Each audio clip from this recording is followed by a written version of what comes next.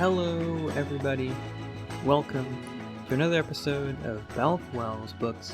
I am your host, Balckwell, and I'm here today to talk to you about a book.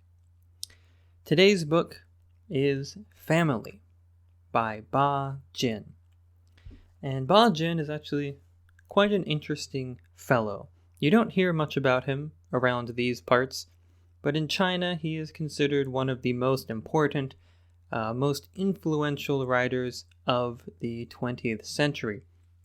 And he is known not only for his novels, but also for his political writings. Now, in order to get a bit of a glimpse at what his political leanings may be, we need only to look at his name, the name itself, Ba Jin, which is in fact a pen name. And the origin of this pen name, it is derived from two Russian anarchist thinkers. The first being Bakunin, which is where we get the Ba, and the second being Kropotkin, which when transliterated into Chinese, the final syllable becomes Jin. Thus we have Ba Jin.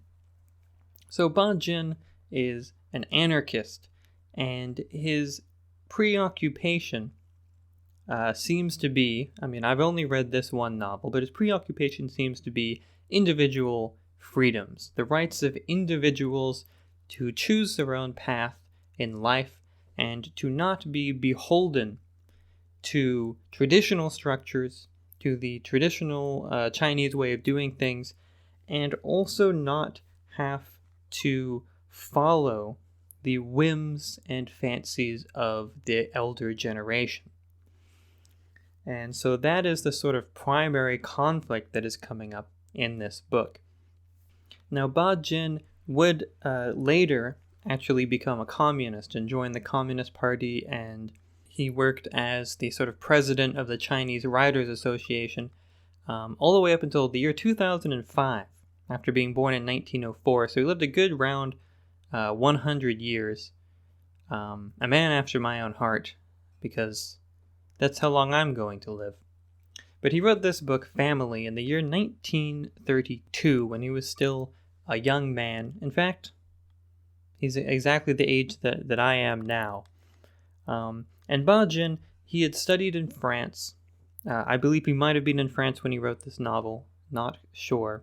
He studied in France, and he had, was exposed to European values, European ideals, and he even wrote several novels in Esperanto, which was a constructed language sort of meant to be easily understandable, easily learnable by any person with knowledge of any European language whatsoever.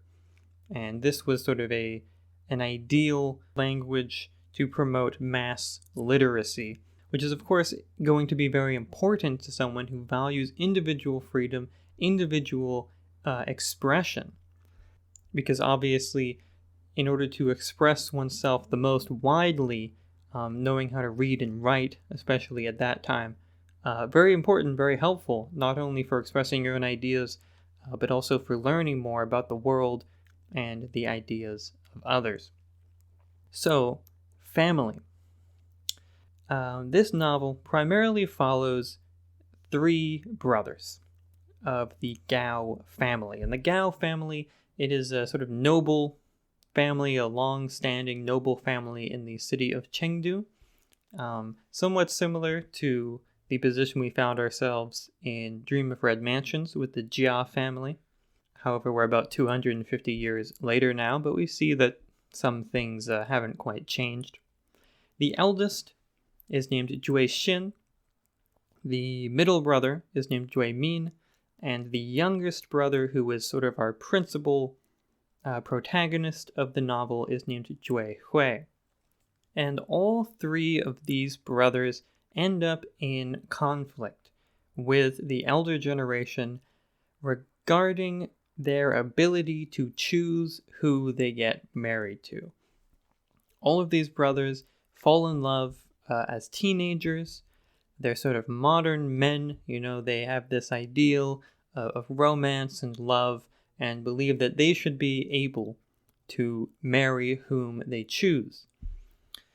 Of course, the traditional way of doing things, especially for a noble family in China, which is the same as it was in Europe for a long time, was that the parents would play matchmaker with their children and set up marriages for the sake of alliances with other families, sort of a way of bestowing gifts or showing friendship to other people, and sort of political purposes for the marriages.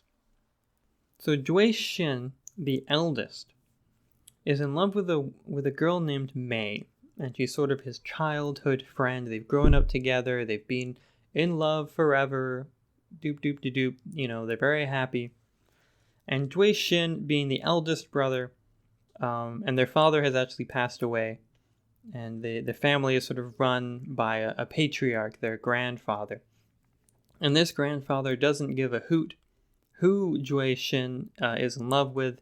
He decides on a whim to marry him off to some other woman. And Xueqin does not stand up for himself. And he takes on this sort of philosophy of resignation, of sort of bending to their will in the hopes that eventually, if he exceeds often enough, maybe one day he'll get what he wants somehow. And he really feels the brunt of this burden. Being the eldest son, there's so much responsibility on him that he almost can't help but accede to his wishes. He gets married to this other woman, and Mei ends up being married to a really horrible and abusive man, and sort of suffers at his hands for several years before he dies, thankfully. She comes back to Chengdu, and Xueqin and Mei sort of meet again, and it resurfaces all these memories and all this anguish and all this heartbreak in Xueqin. Of course, the younger brothers, Xuemin and Xuehui, watch this all happen, and this is sort of a formative experience for them as they see what happens to Xueqin when he doesn't stand up for himself, and they see the suffering that is caused by this traditional way of doing things. And we see in this a sort of cycle of resentment that has formed over generations after generation, where the sort of principle of filial piety, the principle of having to respect and follow the wishes of one's elders, breeds this resentment that when the younger generation grows up and now they have the power and they have the authority, they abuse it, just like they were abused when they were younger. And now that they have this power, they look on the younger generation and say, I had to go through all that to get to where I am. So now you have to go through all that too. Otherwise, it's not fair, So Xuemin and Xuehui, their goal is sort of to end this cycle, to end this tradition. And the ability to choose one's marriage partner, to choose who one marries, is just one facet of this. And it sort of becomes the sort of emotional sort of symbol in this novel. But of course, there are many other ways that this abuse of authority takes place, and there are many other ways in which the society they're living in is unjust and sort of crumbling. I mean, this story takes place, we can assume sometime in the 1920s. We have to remember that China is in a time of great political upheaval and instability. The royal family was eradicated. They've recently, 1914, I believe, was the year of independence for a new Chinese government. But even before this, they had the Opium Wars. They were signing all these unjust treaties. They were really at the whims of European powers. China is in a real tough spot right here. And actually, the situation of Xuemin and Xuehui is somewhat similar to the two sons we saw in Turgenev's Fathers and Sons. And actually, a friend of mine who listened to that show recommended this book partially because of that similarity, where those two are living in 19th century Russia at a time of extreme political and social upheaval, and they end up being attracted to the most extreme possible ideals because clearly what's going on and what has gone on for hundreds of years isn't working anymore. This is the situation that Xueqin and Xuehui are in. And Xuehui, the youngest, is the most extreme. He participates in student demonstrations. He writes for a radical newspaper. There are student demonstrations going on all the time. That's sort of the main sort of political, I guess, grouping. The political contention here is between the government and between students. The young people, influenced by European thinkers and European individualism, are constantly at odds with the government that just wants to keep them down and keep them in control. And Xuehui, as well as being the sort of protagonist of the story, the very narration itself, even though it is written from a third-person perspective, the narration takes on the attitude of Xuehui. And there is a marked frustration and disdain on the part of Ba Jin himself while narrating this book, frustration towards the elder generation and the hypocrisy and vice that has really taken over.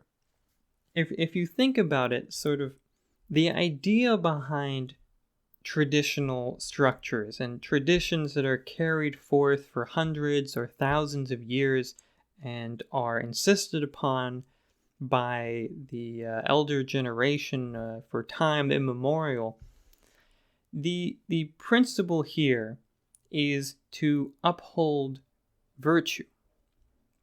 Is the idea that these ways are right, that they are best, and that by keeping them as close as possible to how things were done in a sort of golden age of the past, one can hold off the growth of vice and chaos and disruption that will bring down society. However, we see in this novel that in early 20th century China, the opposite is the case. These traditions are upholding vice, they're upholding hypocrisy, and they allow this elder generation to act with impunity. And we see that this elder generation, they're womanizing, they're gambling, they're hanging out with young boys, they're entertained by violence towards lower classes. They're really quite despicable people. And we are, sympathetic with Xuehui, who is angry. He has a righteous indignation because he sees the suffering that these people are inflicting on the world. And they sort of jokingly say, you're a humanitarian, ha ha ha ha. And he's like, yeah, I am, because you guys are freaks, And Xuehui is an idealist, not only politically, but sort of romantically as well. And we see in the novel, he's in love with a bondservant named Ming Feng. And this is, of course, quite a mismatch. He is a noble son, and she is a bondservant that works in his household. And it's clear that even with times changing and all that this is impossible. It's really beyond picking, your own marriage partner. Picking a servant is a whole step beyond. And it seems that Xuehui, his seriousness in this love affair is somewhat questionable. And I'm sort of left wondering whether he's not only doing it because it is the most extreme thing to do, and that he doesn't really reckon too much with the consequences or the repercussions. part of this may be because the consequences and repercussions are unlikely to fall on his head as much as they are to fall on Ming Feng's. I mean, it's usually the woman who gets the brunt of the punishment, for seducing a noble son or whatever, or what have you. And that Xueqin doesn't really take this particularly seriously. And near the end of the novel, Ming Feng gets promised to an old man to be her concubine, like a sort of lecherous old man that Xueqin really despises, even more than he despises most anyone else. And this is a great tragedy. But when this happens, Xueqin is busy writing an article for his newspaper and isn't actually aware of what's going on. And Ming Feng, true to her principles, true to her ideals, commits suicide rather than suffering this fate. And this event might immediately bring to mind, if you have read the book or if you listen to the episodes I did, Dream of Red Mansions. Because we saw Yuan Yang in that book threaten the same thing when she is, I forget the name of the character, but one of the sons attempts to take her as his concubine, and she says, I'm going to commit suicide if this happens. I'm not doing this. And this is just one of sort of many parallels to Dream of Red Mansions. And I believe this to be intentional. I mean, Dream of Red Mansions is huge. It's extremely influential. It's a very important novel in China. Clearly, Ba Jin is thinking of that novel and in a certain sense responding to it with this work. And what I mean by this is that Dream of Red Mansions, as we discussed, the way it frames all these events of this noble family and the suffering that is caused due to the sort of patriarchal feudal structure of China, the framework for this is religious. And the prevailing attitude is one of resignation toward the sufferings of the material world, that we are living in an imperfect place, that suffering and evil are inherent in living in this material world. However, there is another realm, a sort of heavenly realm where the good, the virtuous, lives eternal. And from this heavenly realm, the good, the beautiful, the joyous is constantly being replenished in the material world. That when a virtuous person dies in heaven, or dies on earth, they still exist in heaven and can still come back and be reborn. And thus, the world, our material world, is this constant mixture of evil and good, but the good will always triumph because it is eternal. It's part of this realm that has nothing to do with time or space or any of this silly topsy-turvy nonsense. The good is this other thing, this religious thing.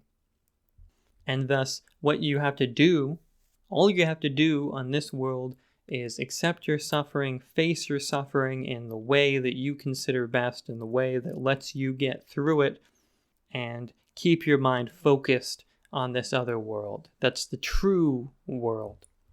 And with family, Ba Jin is not content with that. And you can sort of understand why. Because here we are, 250 years later. And this family, and particularly the young woman, as in Red Mansions, it's particularly the young women that suffer. This family is in the same situation, and the people are suffering in the same way. And the people are hypocritical, people are violent, people are full of vice in the same way they were back then. And Ba Jin and Xueqin ask, why should we be content with this? Why is this okay? I don't want people to suffer. I don't want to suffer. Why can't people live the way they want? Why can't we construct a society that allows for individual freedom, that allows for people to choose their own happiness and are not, fettered by these traditional structures that clearly don't work. If working means upholding virtue, they're failing completely, and they're not even upholding stability or anything like that, because China is in chaos, with military factions and warlords and all this sort of stuff. Like, clearly it's not working, and clearly change needs to happen. This is what Xueqin sees. So, family, the novel it's radical, and it's modern, and it looks at history as something that we can influence. It looks at the future and says, the future is going to be different, because we right here in the material world forget heaven, forget the Tao, forget all this stuff. We can do stuff right here to end the suffering that people have been facing for, decades, centuries, maybe even millennia. It's a new world. We can make it right now. And this youthful energy is what gives the novel its impact. It's angry. Like I said, it's angry. And it's angry out of love, It's angry because things suck, but they could be better. However, at the same time, what this does is it limits the scope and it limits the breadth possible in the novel when compared to something like A Dream of Red Mansions. Dream of Red Mansions, while it centers the story of Bao Yu, it is interested in many other characters, and it is sympathetic towards almost everyone in some way. Even someone like Xueqin, who does all these terrible things, we're made to understand that she herself is a victim of the society she lives in, and these terrible things she does are lashings out at her own lack of agency, her own lack of power. And we are sympathetic with the elder generation, we're sympathetic with the younger generation, we're sympathetic with the servants, with country bumpkins who sort of show up, from rural towns. There is a huge breadth to the novel that tries to represent almost the whole of society. And family, in comparison, is quite limited because we really are focused on the young generation and the people like Xueqin, the radicals, the new extreme generation, the modern generation. And what this means is that there is a sort of good versus evil conflict where the older generation is evil. And they're not evil because of things that have happened, at least in the novel, there's no indication of this. That there's no question of, how did the world come to be this way? Why is China like this? Why are the traditions like this? How did my parents or my uncles, grow to be these sorts of people? The conflict is instead quite limited temporally, in that Xueqin is reacting against the generation right before him, and I guess technically the generation before that in terms of his grandfather. And the problem with that generation is not structural necessarily. The problem is that they're evil, they're bad people, and they want to do bad things and inflict suffering on people on purpose. And this is probably true of a great deal of them, or at least some of them. But it doesn't ask those broader questions. It doesn't look at things from a bigger sort of historical perspective. And perhaps this is actually for its benefit, because as we saw with Dream of Red Mansions, when you look at things from such a grand scale, it does make change seem at least extremely difficult, if not impossible. When you're taking 1,000-year-long view, or if you're looking at the whole of society and seeing how it all interconnects and how it all relies on each other, and how the suffering of one person leads to that person causing suffering on someone else, and over and over and over, this whole cycle, of course it's going to seem impossible. Of course the answer is just resign yourself to the fact that this is how it is and figure out a way to live. when you change the scope, like we see in family, and we look at Xueqin and he says, what can I do right now? I'm not fighting the whole world. I'm fighting the governor of Chengdu, who's a jerk. I'm fighting my grandfather, who's a jerk. I'm fighting my elder brother, who's not a jerk, but keeps bending to the whims of jerks because he's, weak-willed or whatever. And Xueqin says, I don't have to live like this. We don't have to live like this. His elder brother, Xueqin, the middle brother, he wants to get married to a girl named Chen, and she wants to become educated. She wants to go to the same school as Xueqin and Xuemin, which is, a crazy concept of men and women going to the same school. And Xueqin sees all this and says, God dang it, why can't we do all this? Why can't this new generation be different? Why can't the new world be different? And, that's honorable. That sort of revolutionary hope, that idealism. I mean, you need that at a certain point. You can't go your whole life just resigning yourself like Xueqin does to whatever people want to throw at you. At some point, you got to stand up and say, I think the world should be a certain way and I'm going to do something about it. And I think that makes this book quite an appropriate and fitting response to Red Mansions. For the new world that exists, the new possibilities that exist in China in the time that Ba Jin was writing, the year 1932. There's a whole world of possibility, and he sees it. And I think something that's beautiful about this book as well is at the end, the book ends with Xueqin sort of sailing off. He leaves the family. He says, I'm done with all this. And he gets on a boat going to Shanghai, which is sort of the loci, or the focal point in the sort of new generation of Chinese students.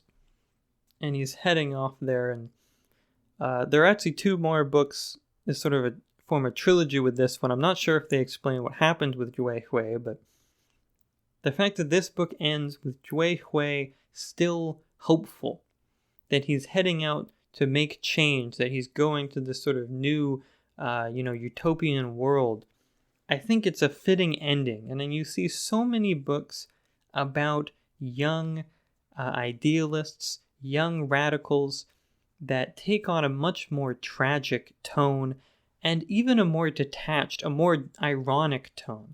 I mean, you can tell that Ba Jin wrote this while he was young and that he still had that spirit of youth within him. Whereas when people write such a book later in life, they're often far more critical of their main character. They're far more likely to focus on their faults and focus on the ways that they fail to change. Focus on the ways that these forces that are bigger than them, grind them down. There's so many novels you read where that is the sort of tragic ending, that the individual can't do anything in the face of these powers. And family says, you don't know that. Xueqin can get out of there, and there's hope for him in the future that he can change the world, or even just change life for the people in his immediate vicinity and make life a little bit better or at least mitigate their suffering. There is a wonderful quote that Ba Jin includes in the foreword to this book in the edition I have, which is the Foreign Languages Press edition from Beijing. And the quote goes like this: When only the ashes of my body are left behind, even then, I know my love and my hate will never disappear. And I think what's wonderful about this is that he includes both his love and his hate, and that the love comes first. The hatred in this novel, the anger, comes from a place of love.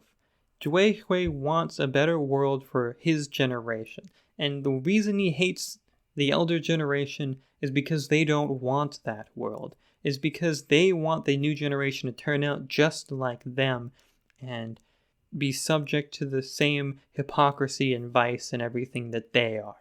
and Xueqin wants something different. So I think that's beautiful from Ba Jin. His love and his hate will never disappear. And perhaps that's true, because here we are, almost 100 years later, and these words still ring true.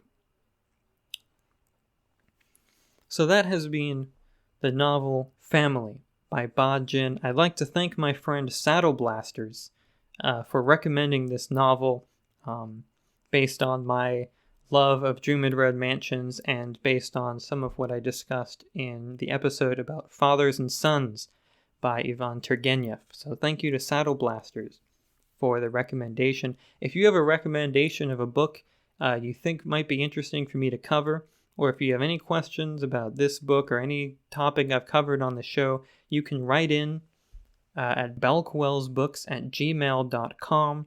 You can leave a comment on the YouTube channel, which is Balkwell, or leave a comment on balkwell.online, which is my website where I post all of these episodes, as well as non-fiction essays that I write every 2 weeks. If you're interested in more of my writing, my novel, Only in Dreams, is available on Amazon in any territory you like. The music for the show is by Max Miller, aka Fun Bill. Thank you for the music. And I'd like to thank everyone for listening to the show. Goodbye.